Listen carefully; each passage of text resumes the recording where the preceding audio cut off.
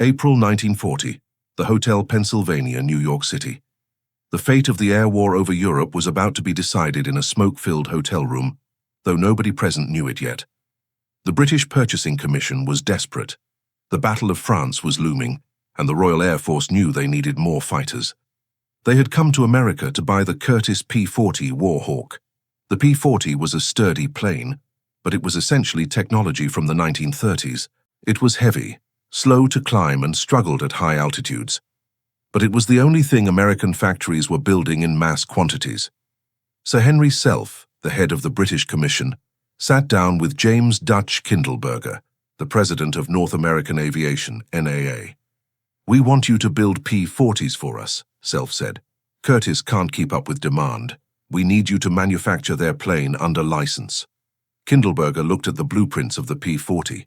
He knew his factory in California was capable of better.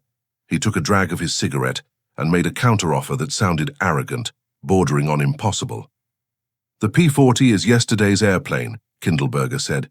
"I won't build an obsolete plane for you, but if you give me a chance, I can design and build a completely new fighter, one that is faster, lighter, and deadlier than the P-40, and I can have the prototype rolling out the door in 120 days. The British were skeptical. Developing a new fighter plane usually took years. 120 days was a fantasy, but Britain was facing annihilation. They had no choice. They signed the contract. The clock started ticking. Back in Inglewood, California, the design team led by Edgar Schmood went to work. They worked 24 hours a day, sleeping on drafting tables. Schmood was a German immigrant who had worked for Messerschmitt before fleeing the Nazis. He knew how German engineering worked. He knew that to beat the Luftwaffe, he didn't just need a bigger engine, he needed better aerodynamics. Schmood bet everything on a radical, unproven concept, the laminar flow wing. In a traditional wing, the air becomes turbulent as it flows over the surface, creating drag, like a boat dragging a wake behind it. Schmood designed a wing where the thickest part was pushed far back. This allowed the air to flow smoothly, laminar flow, over a much larger percentage of the wing surface. Mathematically, it would reduce drag significantly, allowing the plane to slice through the air faster using the same horsepower.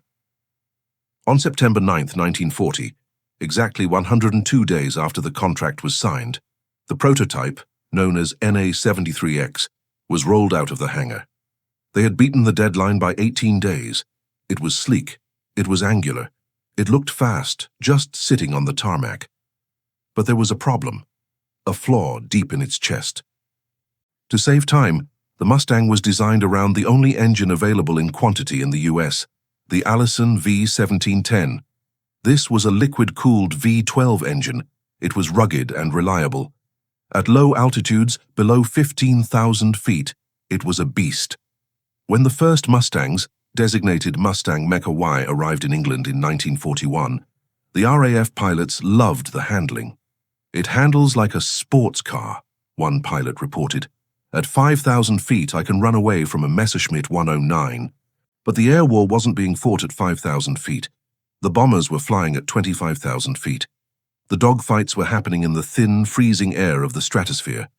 And up there, the Allison engine choked. The Allison lacked a sophisticated supercharger. As the air got thinner, the engine couldn't breathe. Above 15,000 feet, the Mustang's performance fell off a cliff. It became sluggish and slow. The Royal Air Force was disappointed. They had a beautiful airframe that was useless as an interceptor. So they relegated the Mustang to low-level duties. They used it for Army cooperation, reconnaissance, and ground attack.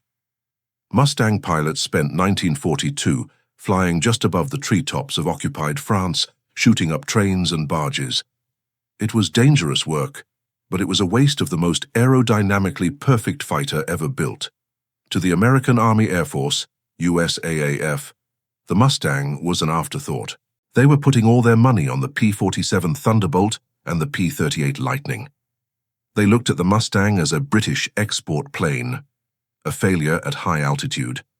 The P-51 seemed destined to be a footnote in history, a great low-level scout but not a war winner. But in England, a test pilot named Ronnie Harker was about to ask a question that would change the course of the war. Harker had flown the Mustang and marveled at its smooth wings. He had also flown the Spitfire, the hero of the Battle of Britain. The Spitfire was powered by the legendary Rolls-Royce Merlin 61 engine, a masterpiece of engineering with a two-stage, two-speed supercharger that allowed it to scream at 30,000 feet. Harker looked at the Mustang, then he looked at the Spitfire. He wrote a memo to the Air Ministry. The Mustang airframe is aerodynamically superior to the Spitfire, but it has the wrong heart. What would happen if we took the American Allison out and dropped a British Merlin in? The engineers laughed. It won't fit, they said. The cooling systems are different. It's too complex. But desperation drives innovation. 5 Mustangs were sent to the Rolls-Royce factory at Hucknall to be butchered. They ripped out the American heart. They installed the British engine. They added a new 4-blade propeller to handle the extra power. On October 13, 1942, the Mustang X took off. The test pilot climbed. 10,000 feet. The engine roared smoothly. 20,000 feet. The Allison would have been gasping for air here. The Merlin was just getting started. 30,000 feet. The plane was still accelerating. It reached 441 miles per hour. It was faster than the Spitfire, faster than the Focke-Wulf 190, faster than anything the Luftwaffe had. The engineers checked the numbers in disbelief. By combining the low-drag American wings with the high-altitude British engine, they had accidentally created the perfect fighter. But there was one final surprise. The Mustang carried more fuel internally than the Spitfire. With the efficient Merlin engine, the test pilot realized, this thing can fly for hours. It doesn't just climb high, it goes long. The hybrid was born. But across the ocean, the American generals were skeptical. They didn't want a British engine in their plane. They had to be convinced that this bastard child of international engineering was the key to saving their bomber crews, who were currently being slaughtered over Germany. Detroit, Michigan, 1942. The engineers at the Packard Motor Car Company were staring at the blueprints of the Rolls-Royce Merlin engine. It was a masterpiece of British engineering, hand-built, precise, and complex. The British had sent the plans to America, hoping that Packard could build them. But when the American engineers analyzed the British tolerances, they were horrified. The parts were designed to be fitted by skilled craftsmen who would file and polish them by hand until they fit. We can't build this on an assembly line, the Packard engineers said. It's not a machine, it's a watch. But the Warforge of America didn't accept can't. Packard completely redrew the blueprints. They changed the tolerances to American standards. They redesigned the components so they could be stamped and machined by automatic tools. They took a bespoke British artifact and turned it into a mass-produced American commodity. The result was the Packard V1650 Merlin. It was robust, it was powerful, and most importantly, Packard could build thousands of them a month. This was the heart that would be transplanted into the P-51 Mustang airframes waiting in California. While Packard was revving up its factories, the air war over Europe was collapsing. As we saw in our B-17 documentary, the U.S. 8th Air Force was trying to bomb Germany into submission by day. Their doctrine claimed that the B-17s were flying fortresses that could defend themselves without fighter escorts. This doctrine was a lie written in blood. On August 17th and October 14th, 1943, the raids on Schweinfurt and Regensburg, the Luftwaffe proved that unescorted bombers were just targets. The German pilots knew exactly how to fight. They would wait. They would watch the American fighter escorts, the P-47 Thunderbolts and British Spitfires, flying alongside the bombers. The P-47 was a mighty plane, but it was thirsty. It burned 100 gallons of fuel an hour just cruising. When the formation reached the German border, usually around Aachen, the P-47 leaders would rock their wings. They were hitting their bingo fuel.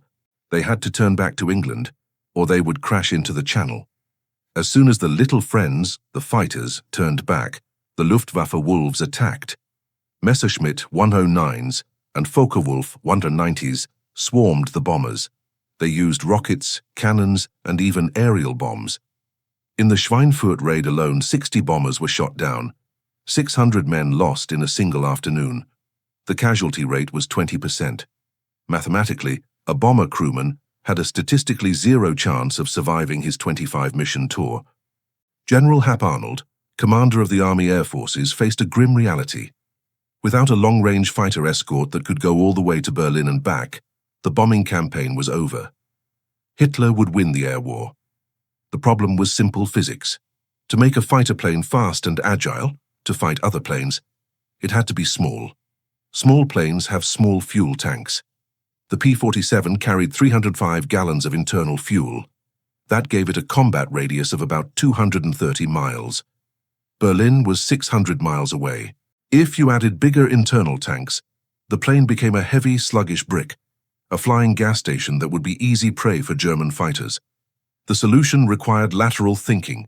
The engineers didn't need a bigger plane. They needed a disposable plane. They needed drop tanks. The concept was simple: carry extra fuel in tanks under the wings, fly on that fuel to get to the target.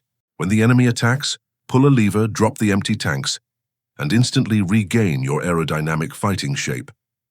But building a drop tank that worked at 30,000 feet at 400 miles per hour without leaking or freezing was an engineering nightmare. Metal was scarce, so the British came up with a desperate solution: paper. They developed tanks made of craft paper, layers of paper glued together with animal glue and pressed under heat. They looked like giant cigars. They held 108 gallons of high-octane fuel. They were cheap, they were light, and they were disposable. Ironically, when American pilots dropped these paper tanks over Germany, German civilians would sometimes find them, clean them out, and use them as makeshift suitcases or storage containers. By late 1943, the pieces of the puzzle finally came together. The P-51 Mustang airframe, efficient low-drag laminar flow wings, the Packard Merlin engine, high-altitude performance and fuel efficiency. The new model, the P-51B, rolled off the line. It carried 184 gallons internally in the wings. It carried an 85-gallon tank behind the pilot's seat, a dangerous addition that made the plane unstable until the fuel was burned off, but necessary. And it carried two 75-gallon drop tanks under the wings. The combat radius jumped from 230 miles to 600 miles. Later, with larger tanks, it would reach 800 miles. The leash was cut. The Mustang could now fly from London to Berlin, fight for 15 minutes at full throttle, and fly home. In December 1943, the first P-51B groups arrived at Boxted Airfield in England. The pilots were skeptical.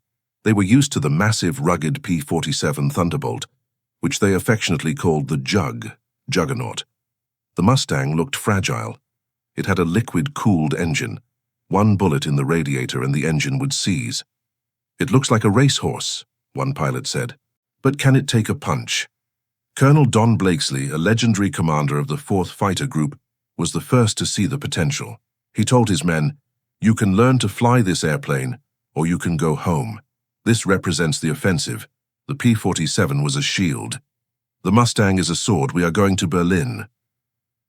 On the other side of the channel, the Luftwaffe pilots were complacent. They knew the range of the P-47 and Spitfire perfectly. They knew exactly where the safe zone began. They would sit on their airfields, smoke cigarettes, and wait for the American escorts to turn back before taking off to slaughter the bombers. They had no idea that the rules of physics had just been rewritten by a factory in Detroit and a paper tank. The little friends weren't turning back anymore. January 1944. The mood in the briefing rooms of the 8th Air Force in England was grim, a mixture of exhaustion and fatalism. The bomber crews were still dying at unsustainable rates, and the fighter pilots of the P-47 and P-38 groups felt shackled. For 2 years, the tactical doctrine of the U.S. Army Air Force had been rigid and defensive. The orders given to fighter pilots were clear and absolute. "Our primary mission is to protect the bombers. You will stay with the formation. You will not pursue the enemy. If the Luftwaffe attacks, you drive them off and return to the bombers immediately." This doctrine turned the American fighters into tethered goats. They were forced to fly slow and straight, waiting for the Germans to dictate the terms of the battle. The German pilots knew this. They knew they could dive through the American formation, fire their cannons, and then climb away to safety, knowing the American escorts were forbidden to chase them. It was a strategy that gave the initiative entirely to the enemy, and it was getting American boys killed by the thousands. But in the first week of January, a new commander arrived at High Wycombe headquarters. It was Major General James "Jimmy" Doolittle. He was already a legend, the man who had led the daring B-25 raid on Tokyo in 1942. Doolittle was not a defensive thinker. He was aggressive, calculating, and utterly ruthless. On his first inspection tour of the fighter groups, he walked into the office of Major General William Kepner, the head of Fighter Command. Doolittle pointed to a sign on the wall that read, "The first duty of the 8th Air Force fighters is to bring the bombers back alive." Doolittle reportedly tore the sign down. He turned to his staff and issued a new order that would fundamentally change the mathematics of the air war. "The first duty of the 8th Air Force fighters," he declared, "is to destroy the German Air Force." This semantic shift was revolutionary. Doolittle unleashed the Mustangs. The order was sent down to the group commanders. "Pursue and destroy the enemy wherever you find him." The leash was cut. The Mustang pilots were no longer bodyguards. They were hunters. They were authorized to leave the bombers. They were authorized to roam dozens of miles ahead of the formation, creating a fighter sweep that would clear the sky before the bombers even arrived. They were authorized to chase German fighters all the way to the ground, to strafe them on their airfields, to kill them while they were taking off or landing. The P-51 Mustang, with its massive fuel range and high-speed performance, was the only aircraft capable of executing this new doctrine of total aerial supremacy. The impact of this change was felt almost immediately during Big Week, Operation Argument, in late February 1944. The Allies launched a massive 6-day assault on the German aircraft industry. Thousands of bombers targeted the factories building Messerschmitts and Junkers. But this time, the bomber stream was not a lonely target. It was the bait in a massive trap. Swarming around and ahead of the bombers were hundreds of P-51 Mustangs. When the German radar controllers detected the incoming raid, they scrambled their interceptors as usual. The Luftwaffe pilots climbed up to 25,000 feet, expecting the usual defensive screen. Instead, they flew into a buzzsaw. Adolf Galland, the general of fighters for the Luftwaffe, described the shock. His pilots reported that they couldn't even get close to the bombers. Before they could organize their attacks, they were being bounced by American fighters that seemed to be everywhere. The Mustang pilots, flying the new P-51B models, used their speed and energy to devastating effect. They didn't wait for the Germans to attack. They dove on the German formations while they were still climbing. The air battles stretched for hundreds of miles, from the coast of Holland deep into the heart of Germany. For the first time, the German pilots realized there was no sanctuary. There was no safe zone where they could regroup. The most terrifying aspect for the Germans was seeing single-engine fighters over Berlin. Until March 1944, the capital of the Reich had been beyond the range of Allied fighters. Hermann Göring, the head of the Luftwaffe, had famously promised Hitler that enemy fighters would never appear over Berlin. He had assured the German people that the Americans simply didn't have the technology to build a fighter with that kind of range. But on March 6, 1944, during a massive raid on Berlin, Göring looked up and saw contrails. He asked his aides what they were. When told they were Mustangs, Göring reportedly whispered, "We have lost the war." He knew that if the Americans could escort their bombers all the way to the capital, the German fighter force would be ground into dust trying to stop them. The combat between the P-51 and the German fighters, the Bf-109 and the FW-190, was a clash of generations. The German planes were excellent designs from the mid-1930s, constantly upgraded with bigger engines and heavier guns. But by 1944, they were becoming heavy and clumsy. The Bf-109G, known as the Gustav, had a powerful engine, but suffered from poor handling at high speeds.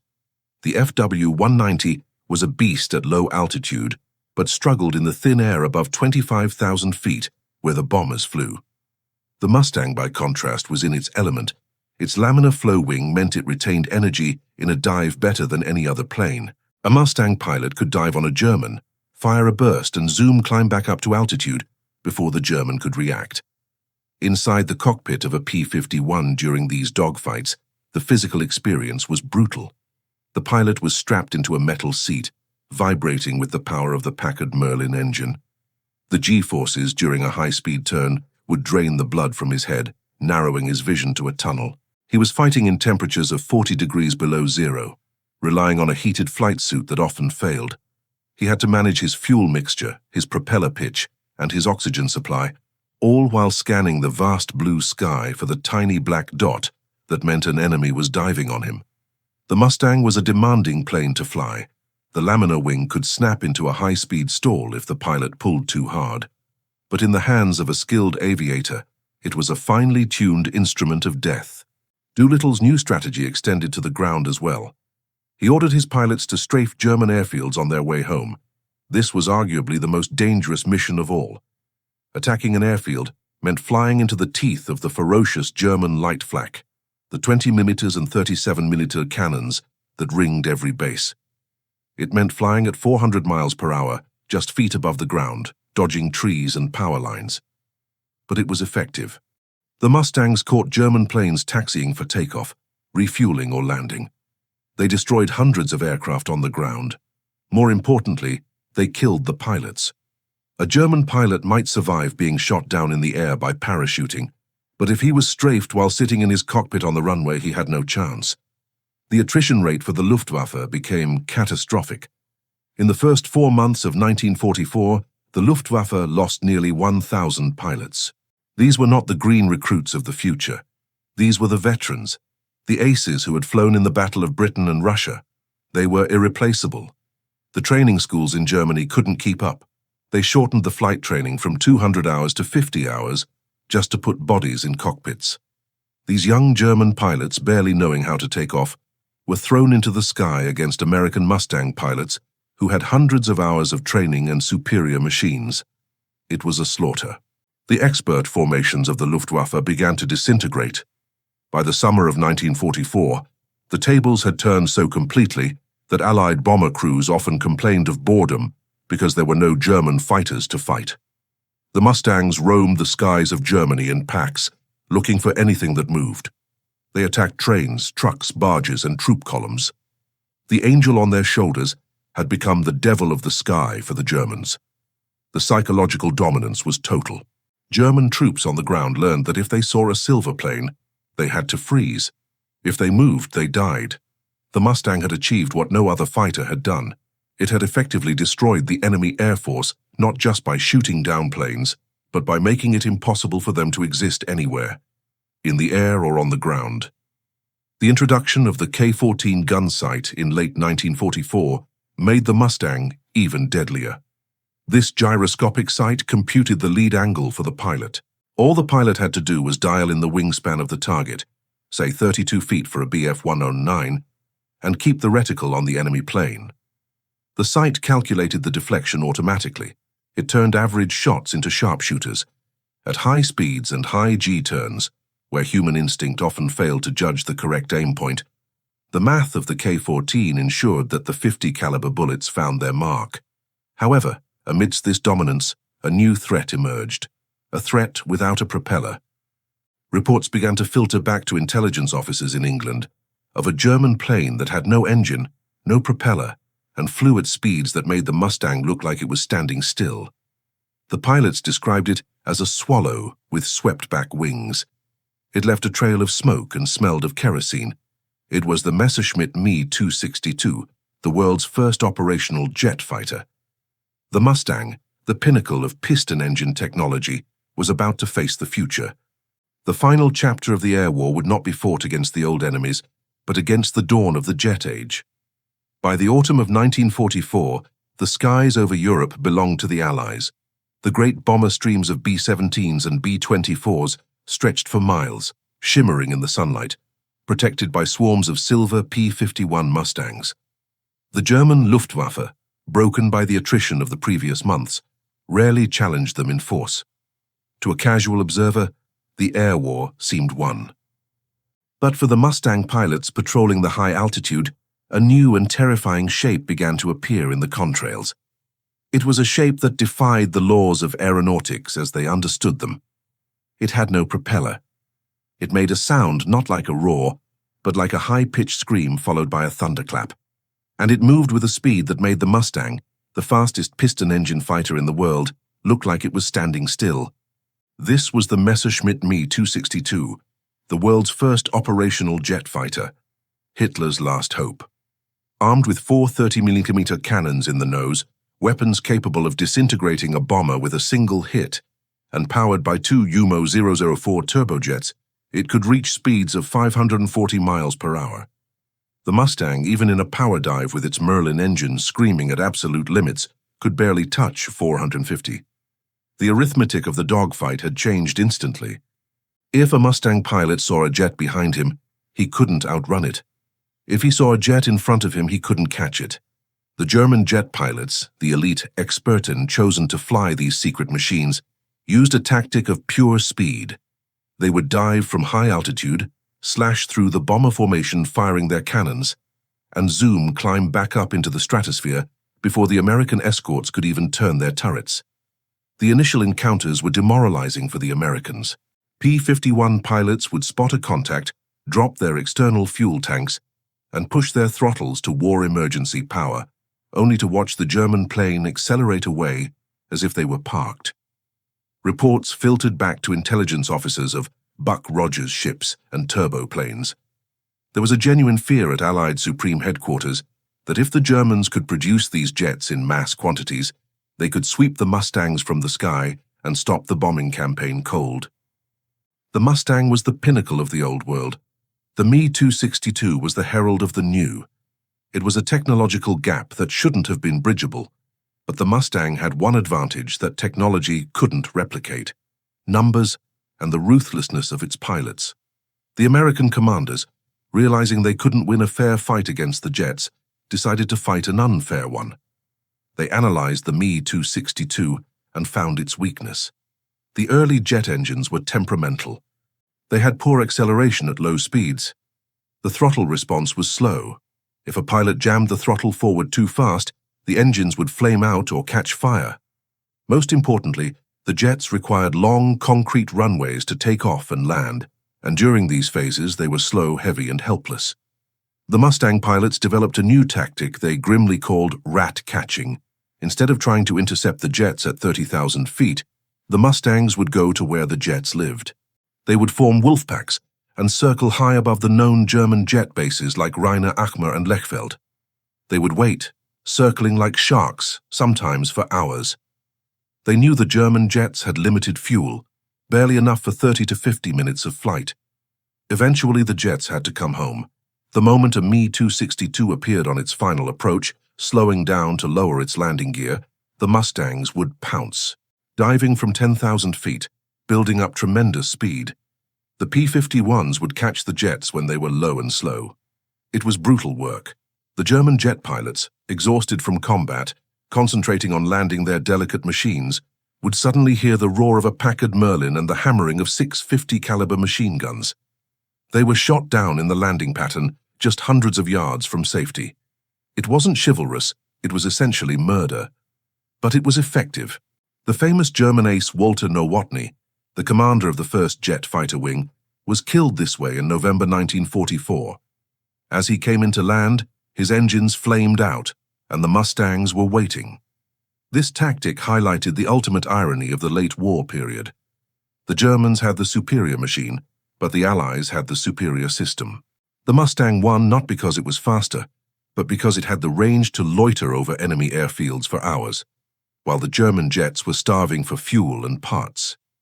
The War Forge of Detroit allowed the Americans to dominate the enemy's airspace so completely that the enemy couldn't even take off or land without permission. As 1944 turned into 1945, the desperation of the Luftwaffe led to one final catastrophic gamble. It was known as Operation Bodenplatte, baseplate. Hitler and Goering planned a massive, coordinated surprise attack on Allied airfields in Belgium and the Netherlands. They gathered every remaining piston engine fighter they had, nearly 1,000 planes.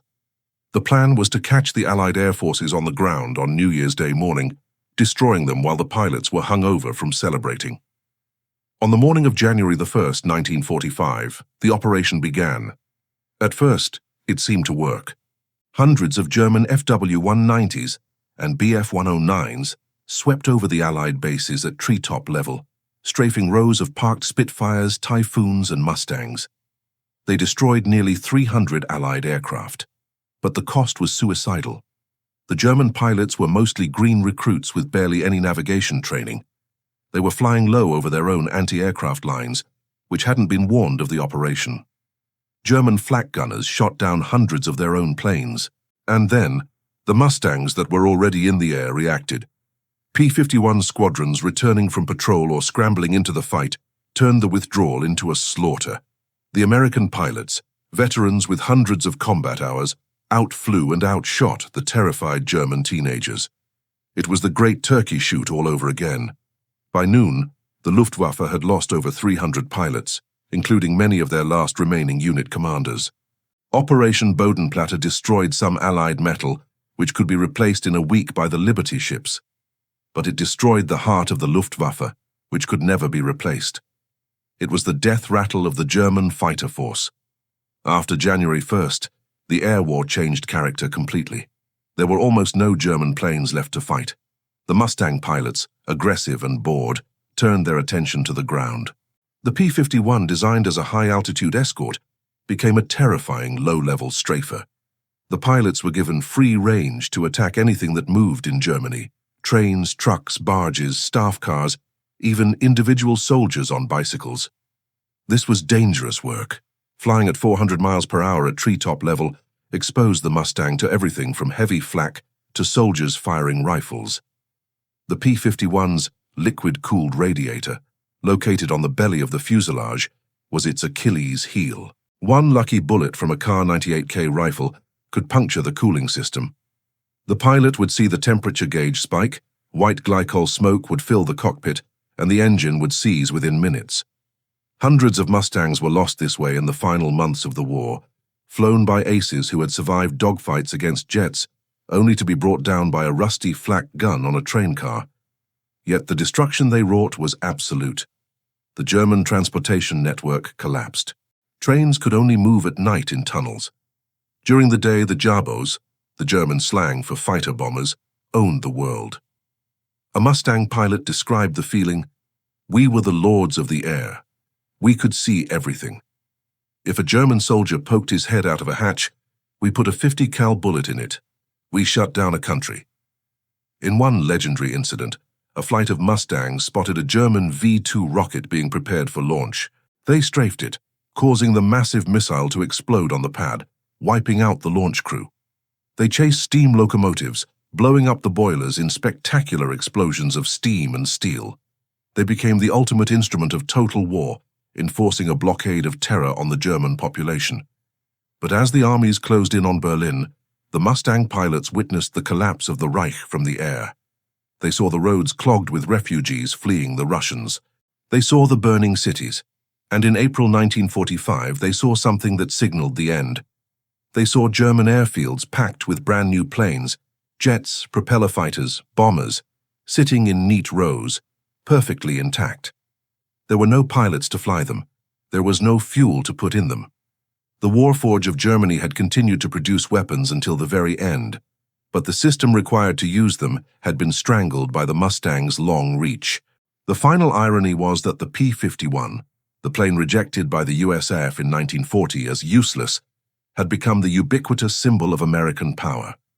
It was the only plane that could be everywhere at once, escorting B-17s at 30,000 feet, dueling jets at 10,000 feet, and strafing trucks at 50 feet. It was the angel on the shoulders of the bombers and the demon on the backs of the German army. As the war in Europe ended in May 1945, the Mustang had one final mission to perform. The focus shifted to the Pacific. The B-29 superfortresses were bombing Japan, and they needed an escort. The P-51 was going to fly the longest missions of the war over thousands of miles of open ocean to bring the Empire of the Sun to its knees. May 1945. Germany has surrendered. The war in Europe is over, but across the globe, the Empire of Japan still fights with fanatical intensity. The focus of the Warforge shifts entirely to the Pacific. The United States Army Air Force faced a new problem. They were bombing Japan with the massive B-29 Superfortress bombers from bases in the Mariana Islands. But the distance was staggering. The bombers had to fly 1,500 miles over open ocean to reach Tokyo. Just like in Europe in 1943, the bombers were suffering heavy losses from Japanese fighters because they had no escort.